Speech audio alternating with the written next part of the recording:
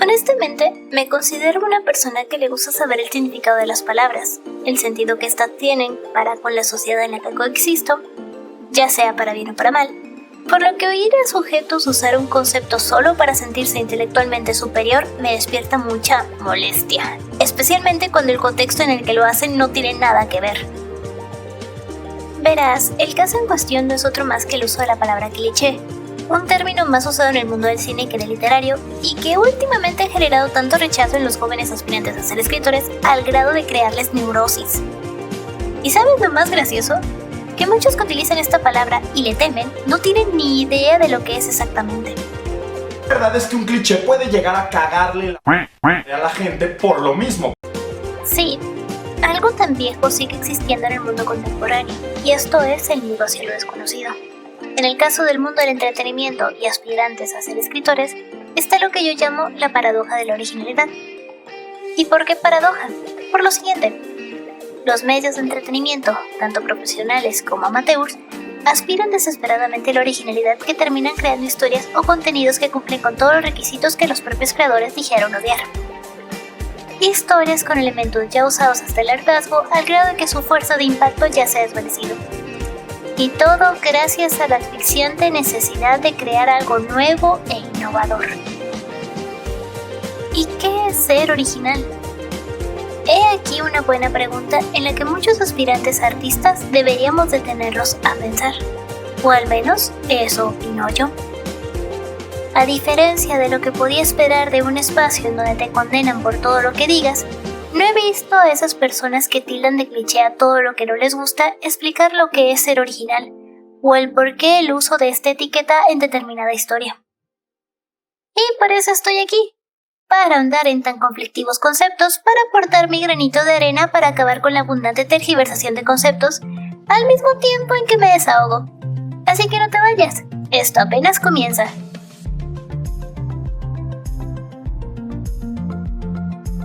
Empecemos por el concepto más engorroso: originalidad. ¿Qué significa e implica ser original? Por alguna extraña razón que sigo sin entender, he visto a muchos usuarios de internet creer y afirmar que la originalidad es el crear algo innovador, nunca antes visto, de la nada. Algo que, si te detienes a pensar, es absurdo, por no decir imposible. Piénsalo. Si ser original implicara crear algo de la nada, los artistas hacía tiempo que se habrían extinto. Y todo porque, ya lo dije, es obtuso. No puedes crear algo de la nada. Y esto no lo digo solo yo. Autores de gran renombre en el terreno de la literatura, como Orson Scott Card, Brandon Sanderson y Stephen King, reconocen que la famosa inspiración o el toque de la musa es una ilusión. Una mentira que dicen algunos para verse más interesantes, en lugar de admitir que ni ellos mismos identifican el detonante de su idea, ya que a sus espaldas hay montones de horas y horas de múltiples lecturas. Las grandes historias no provienen de la nada, y para amplificar esta sentencia, me iré con las dos historias más antiguas que conozco: la Ilíada y la Odisea. La Ilíada y la Odisea no se escribieron porque Homero tuviera una epifanía mientras miraba la nada, sino que ambos poemas épicos fueron la consecuencia de la observación e interpretación que se hizo respecto a las guerras y la teología de su tiempo. De hecho, la Ilíada tiene su inicio en un mito griego que tiene como principal adversario a Eris, diosa de la discordia, quien, por no haber sido invitada a la boda de Peleo y Tetis, por siempre incitar un conflicto, no tardó en vengarse, y esto lo hizo dejando una manzana dorada en la mesa del banquete con la dedicatoria para la diosa más bella. Como te habrás imaginado, en la fiesta la hora de comida llegó y la primera en ver la manzana fue Hera, quien, halagada por el regalo, no tardó en tomarlo, pero fue detenida por Afrodita, diosa de la belleza y la fertilidad. A la discusión no tardó en llegar Atenea, quien, al igual que Afrodita, reclamaba la manzana. El conflicto no tardó en ponerse peor, y al ninguna querer dar su brazo a torcer, le ordenaron a Zeus que decidiera quién de las tres diosas era la más hermosa. Pero como él no quería tener enemistad con ninguna, relegó semejante honor a París, un hermoso y mortal campesino. Las 3 diosas fueron hasta el mortal y desfilaron ante él con el agregado de que, si votaba por alguna de ellas, obtendría un regalo particular. Sí, tal cual político en plena campaña, salvo que ellas sí cumplían su palabra.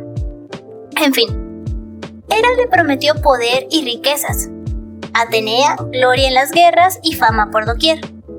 Pero la astuta Afrodita le ofreció a la mujer más hermosa por esposa. Paris, como joven mortal que era, se convenció de esta última diciendo que ella era la más hermosa, lo que provocó que Hera y Atenea se convirtieran en sus peores enemigas. Afrodita, fiel a su palabra y después de quedarse con la manzana, le ayudó a conseguir el amor de Helena, esposa de Menelao, rey de Troya. Sí, esto ocasionó la tan famosa guerra. Después de esta epopeya le sigue la Odisea, la cual nos narra las consecuencias de la guerra de Troya, teniendo ahora como protagonista a Ulises, u Odiseo como se le conoce en la historia, quien se embarcará en un tumultuoso viaje para regresar a casa después de haber sido prisionero de la diosa hechicera Circe, más conocida por la leyenda de Jasón y los argonautas. Como ves, el mito de la manzana de la discordia, que ya en su momento era conocido por toda Grecia, fungió como lo que ahora conocemos como precuela a los 2 poemas épicos que ya hemos nombrado.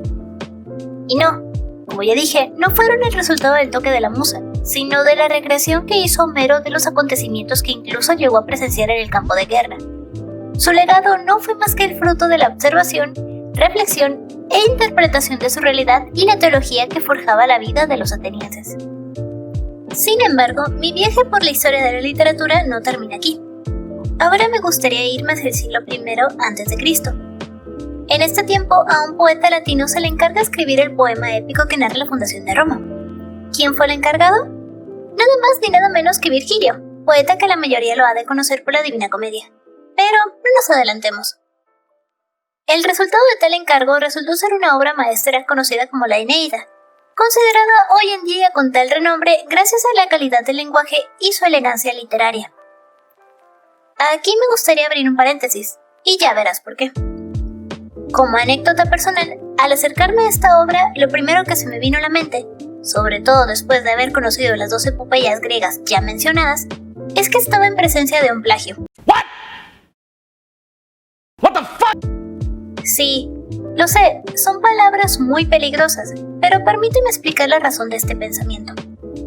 La historia de la Eneida es muy parecida a ambas epopeyas al grado que incluso, si buscas en internet, te darás cuenta que algunos usuarios, según Google Books, consideran que esta fue la obra que inspiró a la tan famosa película de Troya de 2004, cuando ya vimos que la guerra de Troya la tenemos en la Ilíada.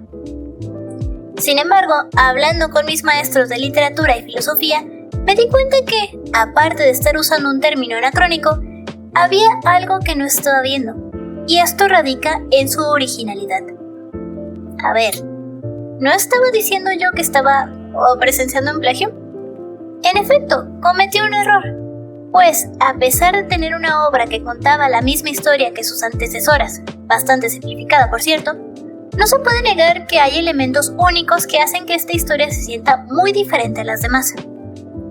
Uno de estos ejemplos está en que los fundadores de Roma fueron criados por una loba. Esto, además de una rivalidad de sangre entre los hermanos Rómulo y Remo, que para la época era ya algo extraordinario. Tengamos en cuenta que en esos tiempos la familia era sagrada, y todo atentado en contra de esta era equiparable a una blasfemia. Por lo que podemos decir que Virgilio escribió la Eneida gracias a la inspiración que le despertaron la Ilíada y la Odisea. Y para terminar con el tema de historia, mencionaré a la Divina Comedia, de Dante Alighieri, una obra que, como ya habrás adivinado, tampoco nació de la nada. Así como pasó con los ejemplos ya mencionados, la Divina Comedia nació con base en la interpretación que hizo Dante con respecto a los acontecimientos, creencias, ideologías de su tiempo y de su tierra. Independientemente que el autor haya jurado en vida que su obra póstuma le llegó manera de sueño. Así como también por la fuerte influencia de los trabajos del poeta Virgilio. Sin embargo, esa interpretación fue tan fuerte que provocó una nueva creación, y esto se vio en que algunas religiones, como el catolicismo, construyeron algo que ni la misma Biblia había mencionado. Estoy hablando de la configuración del infierno y el purgatorio. Cabe agregar que esta obra me hizo cuestionarme respecto a la configuración humana, Pero para entenderlo mejor, permíteme resumir esta historia. La Divina Comedia nos narra el viaje de Dante para volver a ver a su amada. En él platicará con los pensadores más importantes de la humanidad que, por no haber pertenecido a religión alguna y no haber hecho daño a nadie, sus almas fueron enviadas al limbo, un sitio que no está ni en el cielo ni en el infierno. Después se adentrará a los 7 círculos del infierno, en donde encontrará conocidos personajes que pagan su condena por el pecado que cometieron en vida. Finalmente, llega al paraíso, en donde su amada Beatriz lo recibe con una sonrisa, elogiando su viaje y demostrando que está tranquila y feliz, y que no debe de preocuparse más que por tener una buena vida, en pos de volverse a ver. Y es en esta última parte la que me hizo fruncir el ceño y cuestionar mi moral, debido a que en el apartado del infierno me resultó más interesante y atractivo, mientras que el paraíso se me hizo tedioso y aburrido. Pero mejor me detengo que me estoy desviando del tema. Si quieres que indague más al respecto al por qué resulta más atractiva la tragedia que la felicidad de las historias, házmelo saber en la caja de comentarios. Te estaré leyendo. Entonces, después de todo este largo recorrido, ¿qué significa ser original? Creo que ya esclarecí que las ideas e inspiraciones no provienen de la nada, pero sigo sin definir qué implica ser original. Bien, vamos por el significado base del concepto. En primer lugar, rechacemos lo que nos dice Wikipedia. Ser original no es simplemente no copiar ni imitar a otros. Decir esto sería insultar a Virgilio porque literalmente imitó el estilo de Homero y no por ello la Eneida deja de ser una obra maestra. Aunque con ello no estoy diciendo que copiar está bien, sino que esta definición es escueta y no responde a nada. Entonces me remitiré a las palabras de John Truby en su libro Anatomía del guión. La originalidad es el desarrollo de la interpretación que hacemos del mundo con base a lo que aprendemos, vivimos y experimentamos. La Odisea, la Eneida y la Divina Comedia comparten un elemento en común, el viaje del héroe, pero no por ello son iguales. Cada una tiene su esencia única que las hacen tan diferentes a pesar del factor que comparten.